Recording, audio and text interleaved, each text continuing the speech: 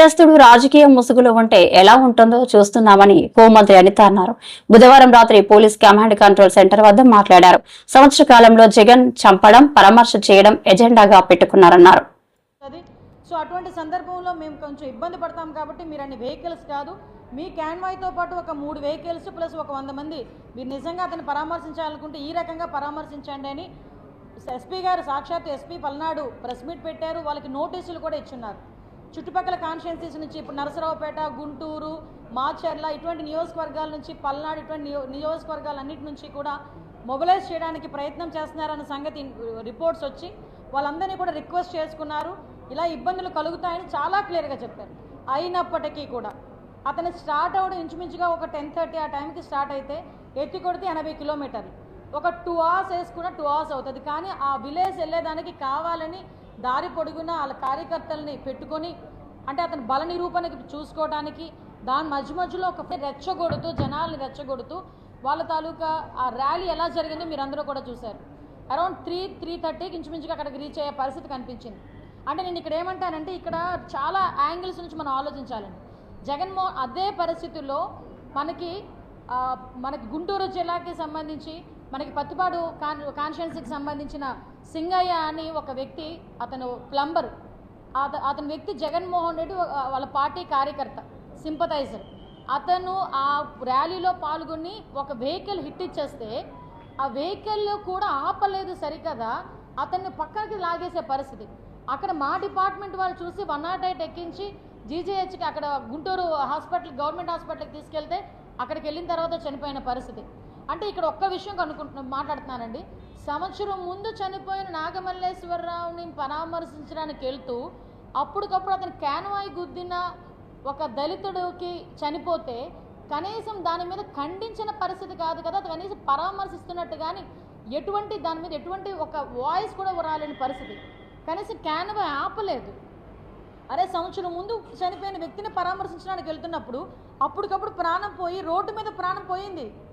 కనీసం అతను కనుక వెంటనే తీసుకెళ్ళి హాస్పిటల్లో జాయిన్ చేసి ఉంటే అతను బతికేవాడేమో.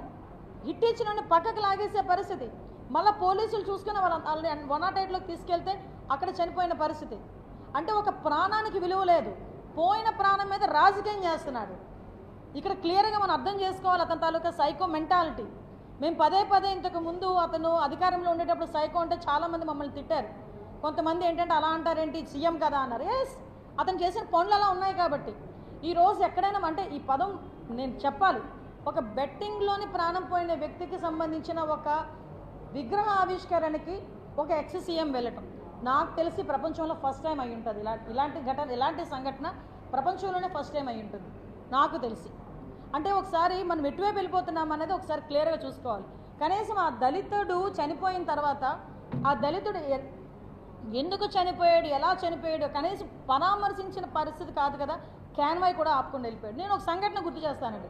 కందుకూరులోని ఇలాంటి సంఘటనే మేము ప్రతిపక్షంలో ఉన్నప్పుడు జరిగితే, ఒక స్టాంపేడ్ జరిగితే ఇమీడియట్గా మీటింగ్ ఆపేసి ఆ కుటుంబాలందరినీ పరామర్శించుకొని వాళ్ళకి ఎక్స్గ్రేషియా ఇచ్చి, ఆ పార్టీ తరఫున ఎక్స్గ్రేషియా ఇచ్చి మళ్ళీ మీటింగ్ అక్కడ పెట్టకుండా నెక్స్ట్ కావలికి మీటింగ్ వెళ్ళిన పరిస్థితి కూడా మనకు తెలుసు.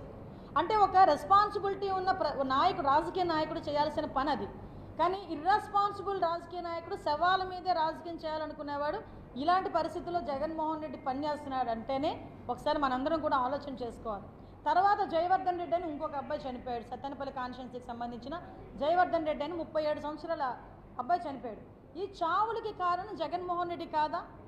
ఎందుకు అని అంటే, ఈరోజు ర్యాలీకి పర్మిషన్ వద్దండి, ర్యాలీ మీరు ఇంచుమించు 70 కిలోమీటర్లు, ఇంత పెద్ద ర్యాలీ 25,000 మంది 30,000 మందిని మొబిలైజ్ చేస్తున్నారు, మీరు ఇలాంటి ఇబ్బంది అవుతుందంటే మాకు కావాలి. అయినా కూడా నోటీసులు ఇచ్చినా కూడా ఏం జరుగుతుందో చూద్దామన్నట్టుగా రెచ్చగొట్టే ధోరణిలో ఒక్కొక్కడు వచ్చి ప్లేకార్డ్స్ పట్టుకొని మమ్మల్ని రెచ్చగొట్టే పరిస్థితి.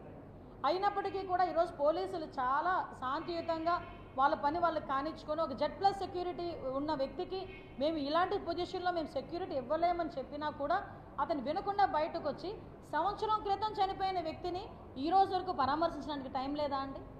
అంటే ఈరోజు ఏదో రకంగా బయటకు వచ్చి ఒక శాంతి భద్రతలకు విఘాతం కలిగించాలని ఒక సైకో మెంటాలిటీతో ఒక నేరస్తుడి, రాజకీయ ముసుగులో ఉన్న ఒక నేరస్తుడు చేస్తున్న కుట్రగా మనం భావించుకునే పరిస్థితి ఈరోజు కనిపిస్తూ ఉంది.